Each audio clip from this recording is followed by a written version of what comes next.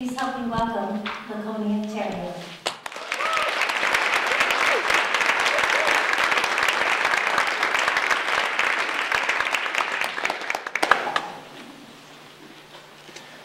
Hey, Eddie. Hey, Eddie. Sorry, I just had to do that. Belle Dorcas. When Belle Dorcas was born, she was not a slave. When Belle Dorcas was born, in the old days, in the slave days, she was called a free issue child. Her daddy was the white master and her mama was his house slave. And when Belle Dorcas was born, her daddy gave her mother the papers that made Belle Dorcas free. Her mother was very excited about having a free issue child. She would often say, "Belle, Belle, my pretty Belle, you free issue girl. You free to learn letters and numbers and read books. No slave master's going to have any rights over you. You can buy your own piece of land. You can have your own house." And it was her mother's dream that one day Belle Dorcas would grow up and marry one of the free issue men 5 miles down the Rowayton Road. When that season came to start dating women, the men came. They came back to Belle's plantation. They brought candy, they brought blood-red pomegranates, and they brought flowers. But Belle would have none of them, for Belle was already in love. She was in love with a man named Joshua. But Joshua was not free issue. Joshua was slave. And highly prized slave at that. He was known as the hardest working man on the plantation. And he was known as the best fiddler in the county. Often the master would send Joshua to holidays and weddings and parties at other plantations. And many times he would come home jangling coins in his pocket. And Joshua had 2 dreams. One was to buy his freedom. And 2 was to marry Belle Dorcas. When that season came for women and men to marry, and Belle Dorcas had not married anyone, she finally went to her mother. "Mama, I am crushing your heart, and you are pushing mine down. Mama, it's either I'm going to marry Joshua, or I'm going to die."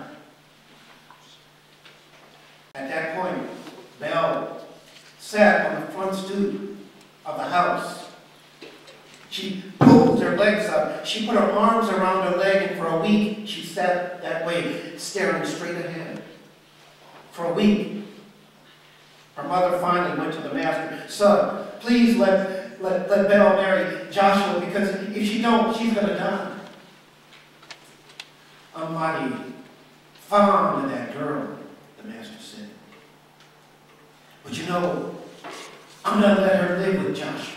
I'm going to let her marry him, but she's going to have to live in the slave quarters." And it was done. Belle and Joshua were married. Joshua loved Belle so much that he took all of his coins and he bought Belle a fine pair of golden earrings for a wedding gift. And they were happy with their lives. They were happy as slaves could be. But 3 moons waxed and waned. And one day, Master was coming home on his horse. The horse reared up. Master fell off the horse. And the next day, the master died.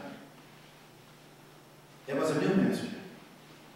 The new master didn't care for the land. He only cared for money. And he sold up great pieces of the land, and then he knew he had more slaves than he needed. And he decided to sell more slaves, and one of the ones he decided to sell was Joshua. When Belle heard, "Sir, please don't sell Joshua. Then sell me with him." "I can't sell you, Belle." "No, please, Belle, I can't sell you. You're free issue." The slave auction was to occur in 2 days' time. Belle Dorcas was frantic. And she could only think to do one thing, and that was to go to the woman whom she was afraid of the most, Granny Lizard. Granny Lizard was a conjure woman, a free-issue conjure woman who made roots and working spells, but her price was high. She lived near the Rowayton settlement. Belle ran down the 5 miles in the noonday heat. She knocked on Granny Lizard's door. "Door's open," the old woman croaked. "I've been expecting you." Belle poured out hers and Joshua's love story. "Granny Lizard, don't let it be sold down south. Please keep him on the plantation." And Granny Lizard, whenever she was getting ready to make a statement, she'd go back and forth, lift up her head, and then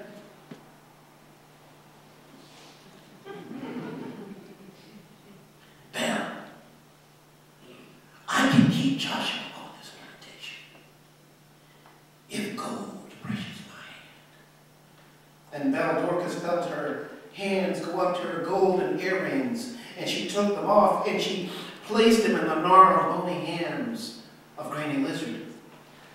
"Now, Belle, there's a question I must ask. Can you give Joshua up in order to keep him?" And Belle said yes, but she never thought about the question the old woman asked. And then Granny Lizard made her spell, a conjure bag no bigger than a locket. "Belle, tonight, when you and Joshua are deep in the woods, rub the conjure bag around his neck, and Belle, Joshua will never leave the plantation. Don't tell anyone, or it will not work." That evening, Joshua took what he thought to be the last walk of his life with his wife. They got deep underneath the canopy of the trees, and he took Belle, he drew her to him, and he passionately kissed her. And then Belle, she rubbed the conjure bag around his neck. "Stop it, Belle, you're tickling me." And then Joshua's body slowly began shaking. His feet began rooting into the ground. His arms began rising.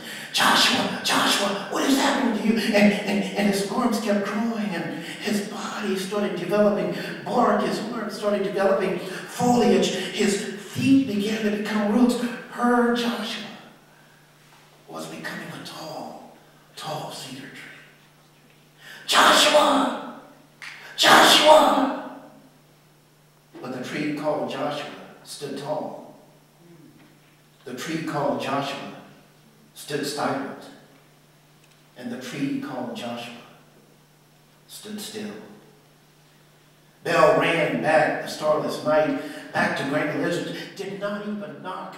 "What have you done, Granny Lizard? What have you done? I gave you gold, you gave me grief." And Granny Lizard said, "I told you you had to give him up in order to save him." "I don't know, Granny Lizard." And then she grabbed her. "Listen to me, Belle. Listen to me." And then she let go, and she spoke a little bit softer.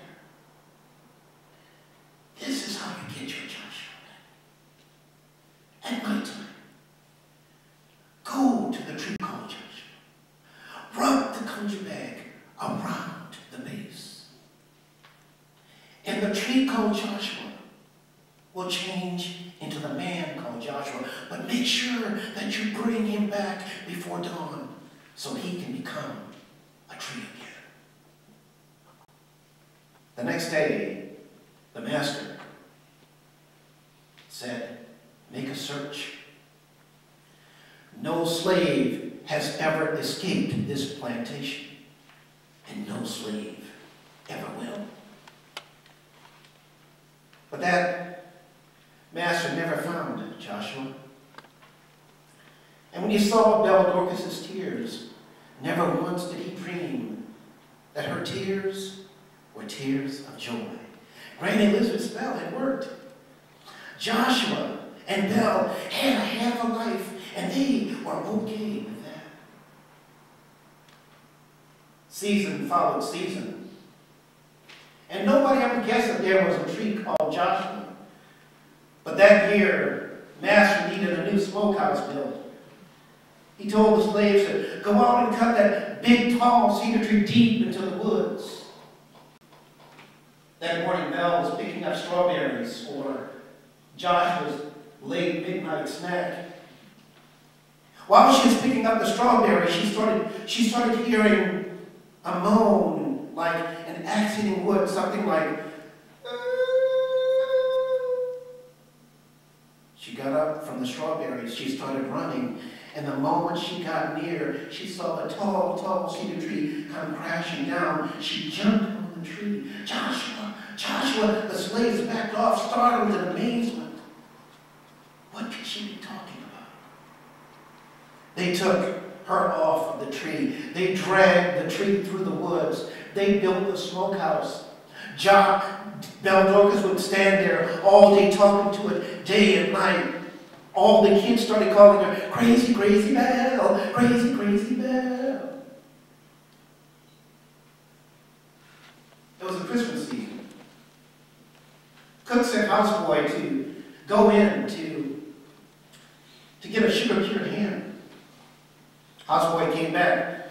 Ma'am, there's moaning and groaning coming from that smokehouse. Boy, you better get back there. No, ma'am, you better come in for yourself. And when she went, she heard it. They went to tell the master. Moaning and groaning coming from a smokehouse. Y'all were just superstitious. But ladies and gentlemen, from that day on, any slave who went into that smokehouse, they always went in by twos and threes. And then one windy night, Master was coming home. The door was banging in the wind. And when Master heard it, he went over to shut it, but then he heard, and the fear snaked up his spine. And he did not want his slaves to know that he was afraid. And the next day he ordered them to bring the smokehouse back to the very spot from which they took it. When Belle Dorcas heard, she got her little chair and she put it beside the smokehouse. And she would talk to the smokehouse all day, but at nighttime, she thought she heard fiddle music from afar off. And often she would follow the fiddle music going, Joshua, Joshua, where are you? Where are you? And she followed the fiddle music every night until one night, she followed it to the door of Granny Lizard. And though she had no money, she knocked anyway. Doors open. I've been expecting you. Granny Lizard, I've lost Joshua. No, you haven't, Belle. Granny Lizard, he's gone. I've lost him. Oh, Belle, you forgot what I said about this, Belle. No, Granny Lizard, he's gone. No, Belle. You can still get your Joshua back. You've given him up long enough.